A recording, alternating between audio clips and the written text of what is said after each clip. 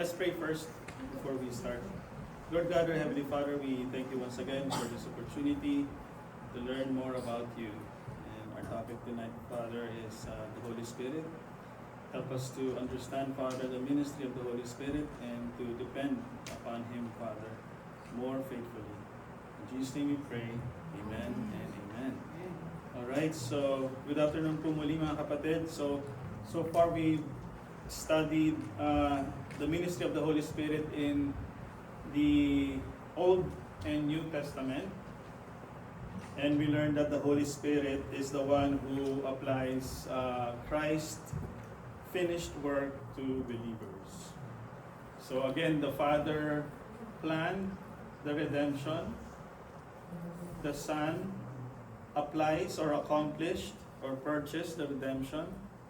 And then the Holy Spirit applies the redemption.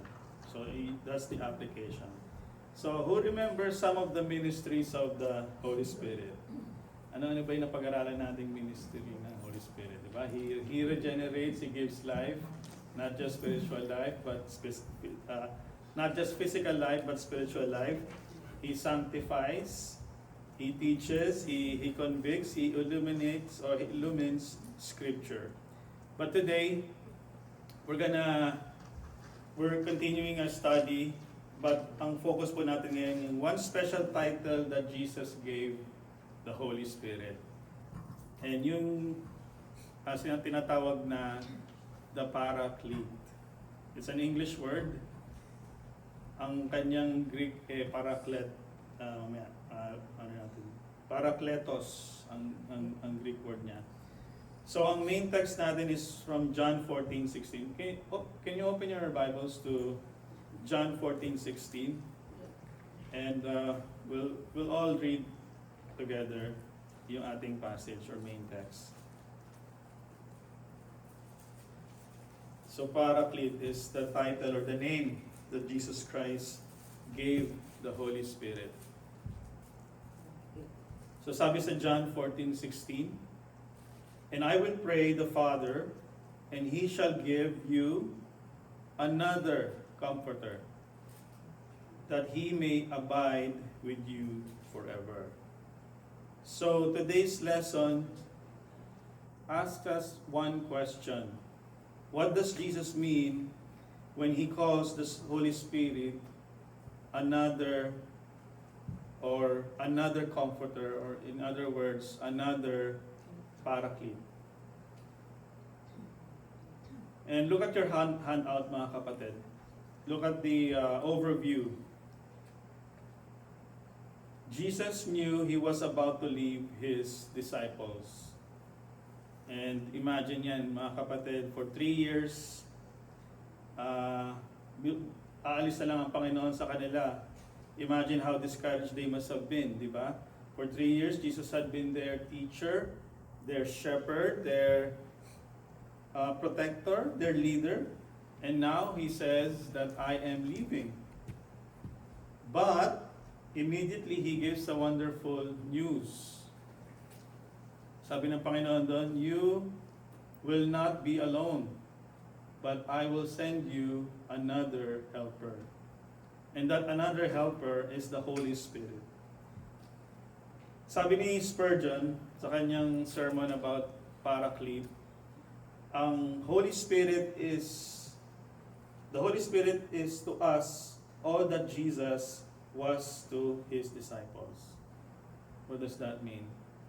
Kung ano si Jesus sa kanyang mga disciples noon or mga apostles noon, ay ganun din ang banal na Espiritu sa atin ngayon. Amen? Sa pag-aalaga, pagtuturo, pagpoprotekta. So ganyan din ang trabaho ng banal na Espiritu ngayon. That doesn't mean that the Holy Spirit replaces Jesus Christ. No. When He said, "I will give you another helper," He means that the Spirit will continue Jesus Christ's ministry sa mga anak niya or in the believers. Okay? So yan ang pinaka-overview ng ating lesson. So let's go to point number 1. Ano nga ba yung paraclete? What does paraclete mean? So again, paraclete in Greek is parakletos. Okay? And itong Greek na to is one of those words na mahirap siya i-translate into English. Marami siyang ibig sabihin. Different Bible translate it as a helper, as a comforter, as a counselor, as an advocate. But none of those is wrong. Okay? Lahat 'yon tama. But hindi nga nakaka-capture yung whole meaning. None of them captures the whole meaning. Sabi ni Spurgeon again, comforter translate only one corner of the word ng paraclete. Kasi yung paraclete, let's break the word apart. Sabi dito sa inyong handbook.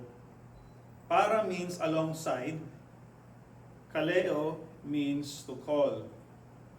So in ancient Greek culture, ang paraclete referred to someone called to help another person. So yun yung literal meaning niya. He comes alongside believers. Kung nabasa niyo yung book ni R.C. Sproul, ang sabi pa nga niya dun ang Holy Spirit nire-refer niya sa parang family attorney o isang lawyer na tagapagtanggol, someone who stood beside you when you needed help or when you needed protector. Parang isang attorney. And that gives us a picture of a Holy Spirit. So ang Holy Spirit ay isang comforter, isang protector natin na He comes alongside believers. Literal meaning niya is to help another person. Kasi paraclete, para means alongside, kaleo means to call. So he comes alongside us, not because mahina siya, no? But because we are weak. So the paraclete is God's divine helper who comes along His people. So yun yung ibig sabihin ng, any questions so far mga kapatid? Nakakasunod ba? So yun yung ibig sabihin ng paraclete. Ang literal meaning niya is to help another person. He comes alongside believers. Ang paraclete or Holy Spirit is God's divine helper who comes alongside His people. Not because mahina siya na dahil alongside lang, but tayo'y mahina. And then point number 2, Jesus is the first paraclete. Notice yun, di ba? Sinabi ng Panginoon, I will send you another helper. That means, anong pagkakaintindi ng another helper? That means meron ng isa. Di ba?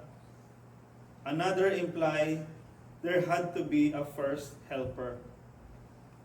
And who was that? That was Jesus Christ. Ito yung ini-emphasize ni Sproul sa kanyang book, that the Holy Spirit is not the first paraclete. Hindi siya yung unang paraclete, kundi ang Panginoong Hesukristo. Let's read 1 John 2:1. Open your Bibles to 1 John 2:1.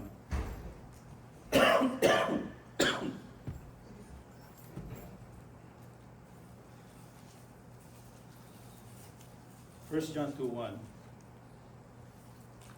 Sabi doon, if anyone sins, we have an advocate. Advocate, again, another meaning ng paraclete.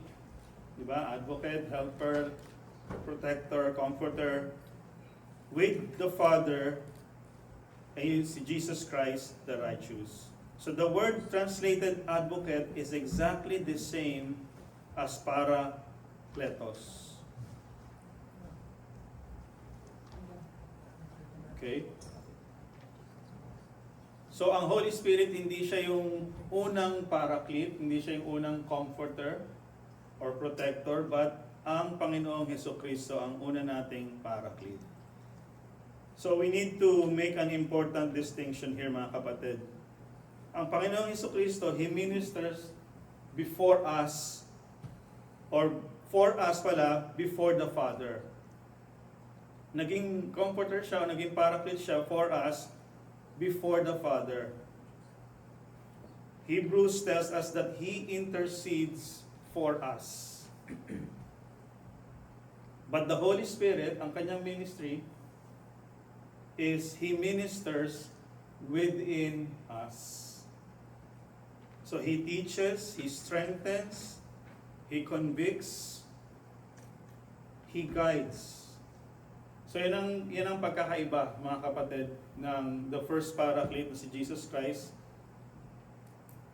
He intercedes for us, He ministers for us before God, but ang Holy Spirit, ang ginagawa niya, He ministers within us.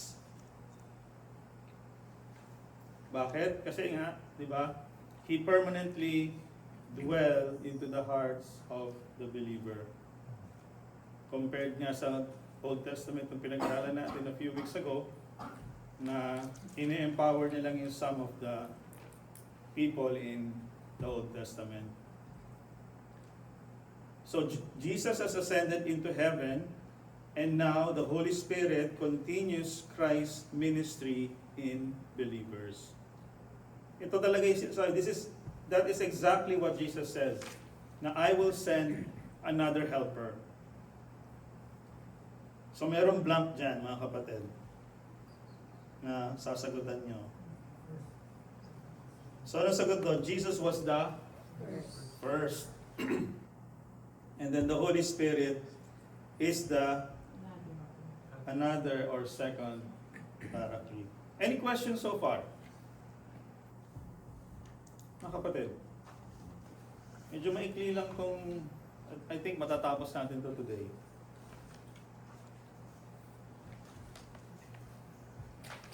So number 3, the Holy Spirit is our strengthener. Okay? So, when we hear comforter, what usually comes to your mind? When you hear comforter, hindi yung kumuta.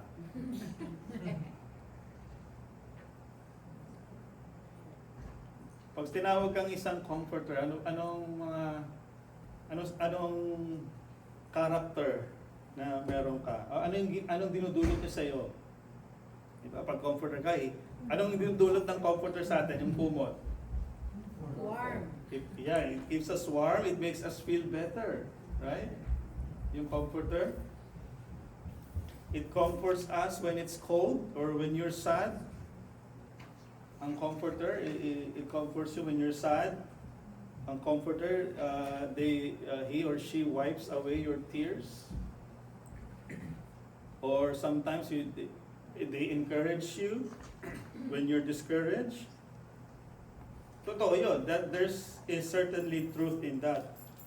But the Holy Spirit does not comfort God's people.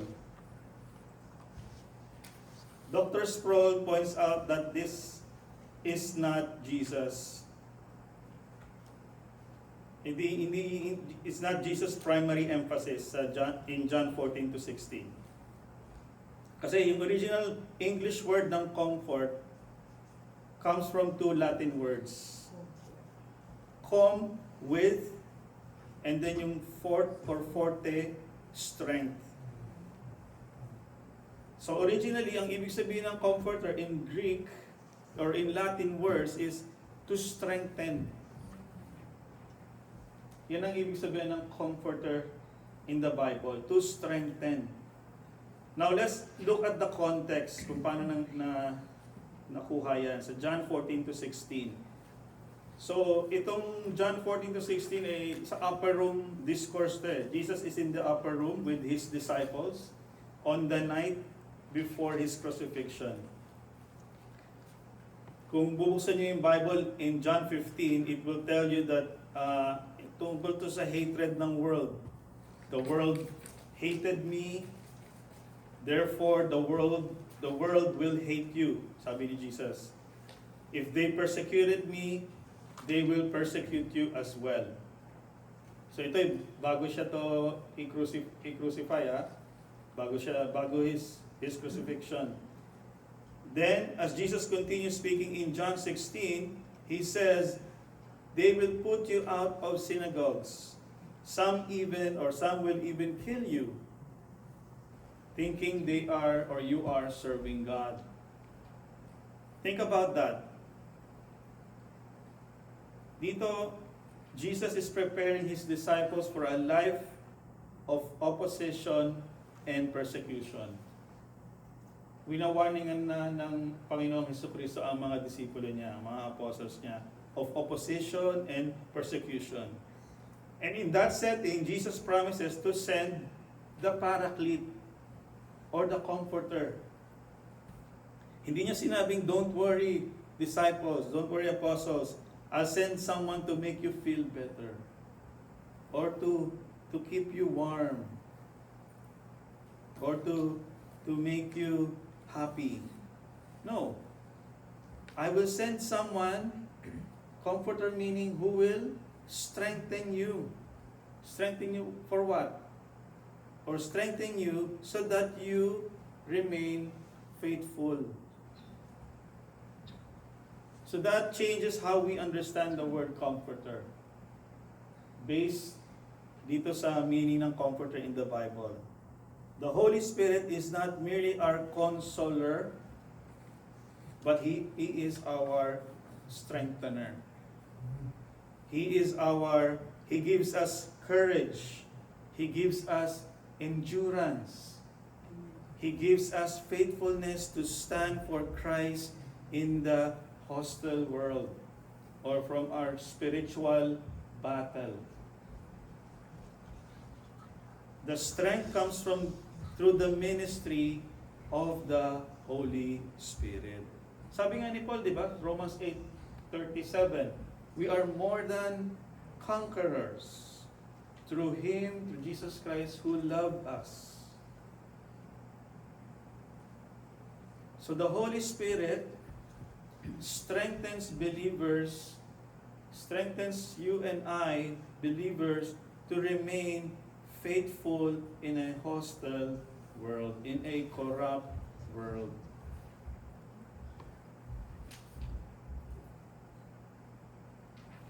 So He strengthens us. Yun ang ibig sabihin ng comforter. To strengthen us. Any questions?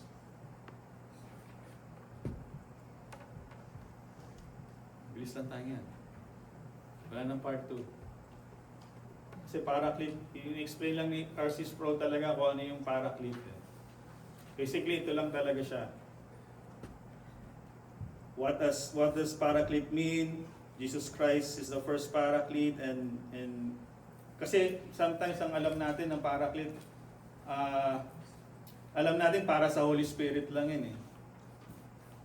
Na ito yung name ng Holy Spirit. But it's the name of the Holy Spirit, but may nauna na. Kumbaga, si Jesus Christ talaga ang pinaka-comforter natin, strengthen natin. But hindi ibig sabihin, the Holy Spirit replaces nga Jesus Christ, but the Holy Spirit continues the work or the ministry of Jesus Christ. So point number 4, the Holy Spirit is how does the Holy Spirit help us? Yan. How does the Holy Spirit help us? So Jesus tells us exactly what the Spirit does. Again, in John 14:26, He teaches. He teaches us.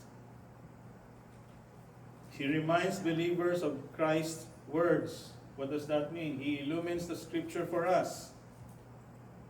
In John 15:26, He bears witness about Christ. John 15:27, He empowers believers to witness. He convicts the world. He guides believers into truth. He shall glorify me. Yung John 16:14 that is an important application. He shall glorify me. So the Holy Spirit glorifies Christ. So how do we recognize the true work of the Holy Spirit? How do we recognize the true work?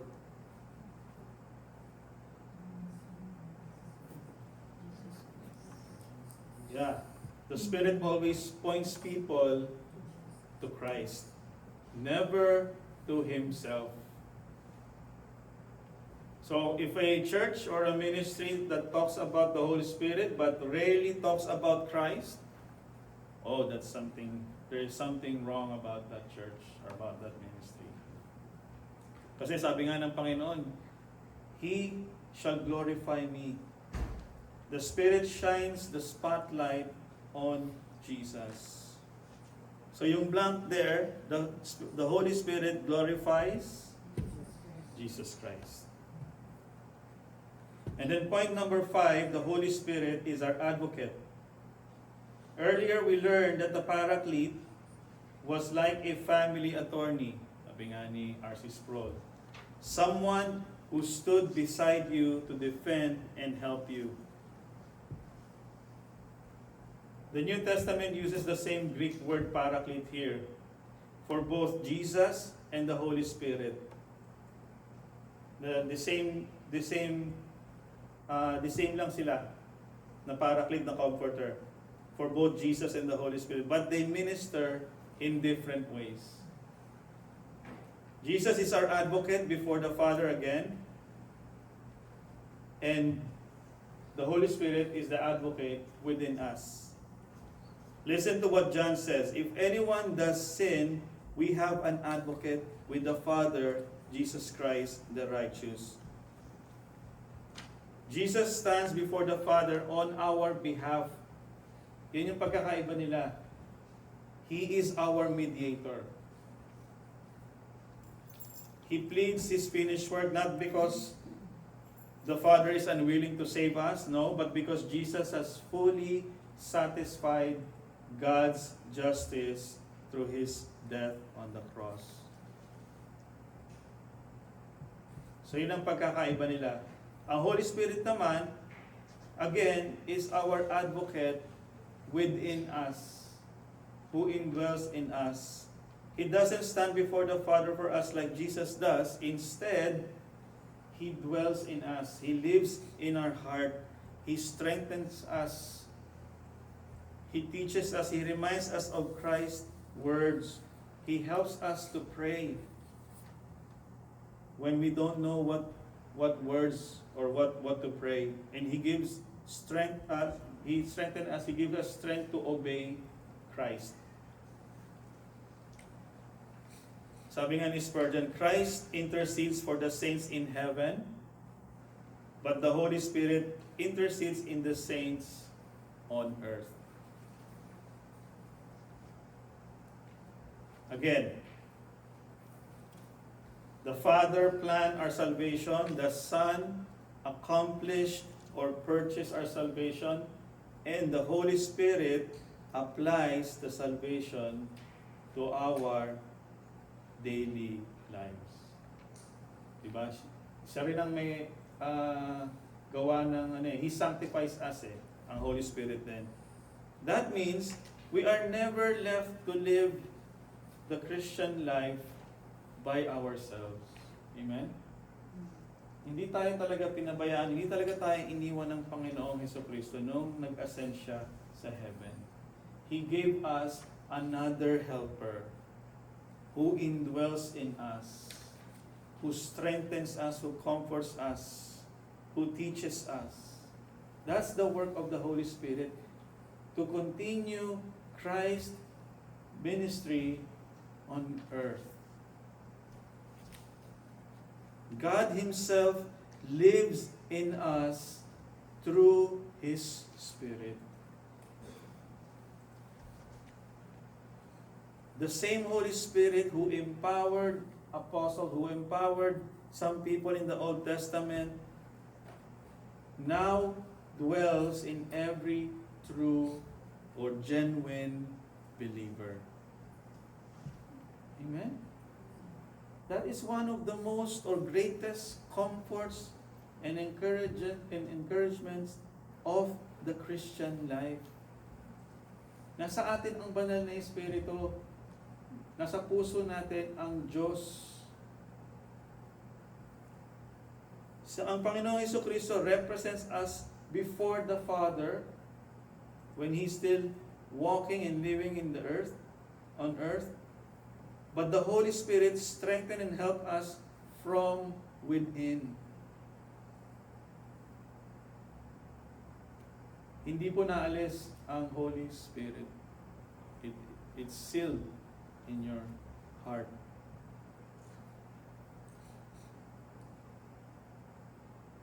So application.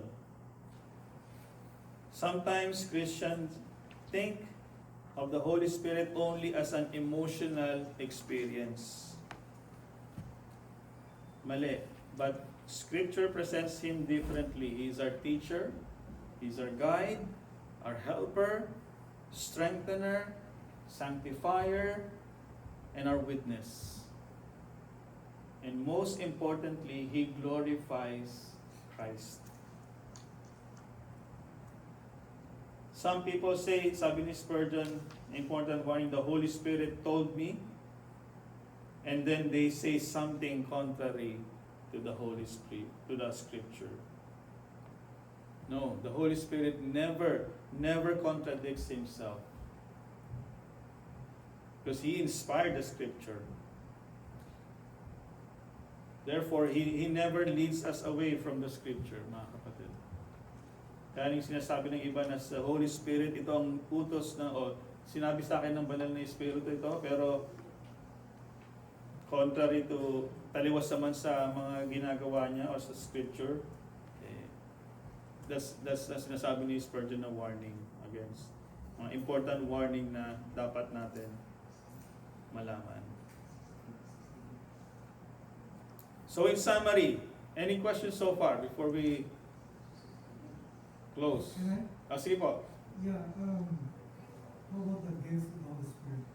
Yan. What is that fruit that the Holy Spirit is with you? So susunod na kuya. Meron tayong may chapter yan, fruits of gifts of the Holy Spirit. Mga speaking in tongues or meron pong susunod na chapter. Pero kuya, matatakal din natin yan. So summary, who is the Paraclete?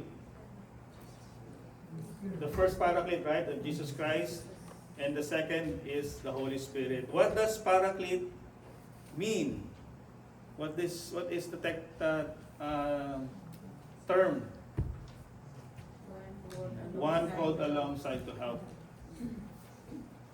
Yan, who was the first Paraclete? Jesus. And why did Jesus send another Paraclete? Bakit siya nagpadala ng another Paraclete? To continue His ministry. Amen. After His ascension. And how does the Holy Spirit help us? He teaches us, He guides us, strengthens us, convicts us, reminds us, empowers us, and glorifies Christ. So remember, the big idea from today's lesson is Jesus has not left His church alone. Jesus has not left His bride alone. Because He sends us another helper. The Holy Spirit continues Christ's ministry in every believer until Christ returns. Or until Christ nakunin na kayo ng Panginoon. Okay, so questions yan yung sagutan natin. Number one, what does the Greek word parakletos literally mean? One called. Who was the first Paraclete? Jesus Christ.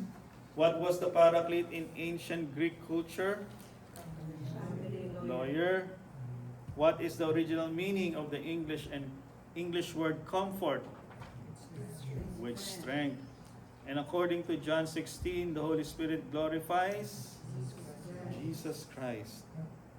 And which section of the scripture teaches more about the Holy Spirit than any other of the New Testament? C. Upper Room Discourse. Amen. So next week,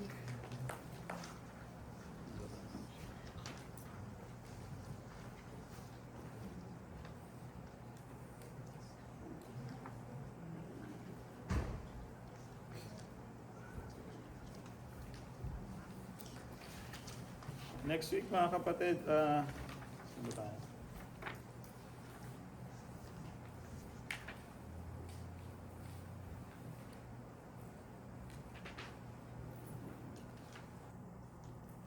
Yeah, next week, baptism of the Holy Spirit. And then after that, yung gifts of the Spirit. Yun, kuya. After naman. So, yeah. Let's pray. Lord God and Heavenly Father, thank you once again for our lesson this afternoon about Paraclete, about another helper. Thank you for reminding us, Father, that we have the Holy Spirit in our hearts. That Jesus never leave us nor forsake us. He sends another helper for us to strengthen us, to convict us, to comfort us, our helper, our Redeemer. Thank you once again for each and everyone who are here, Father, and sa aming service this afternoon. Bless our fellowship and bless the person who will be delivering your word. Give him the boldness to proclaim your gospel, and us listeners, Father, instill in our hearts the truths that we will be learning this afternoon. Thank you once again, Father, for everyone and for all of your provision and blessings to us. In Jesus' name we pray. Amen and amen. Thank you.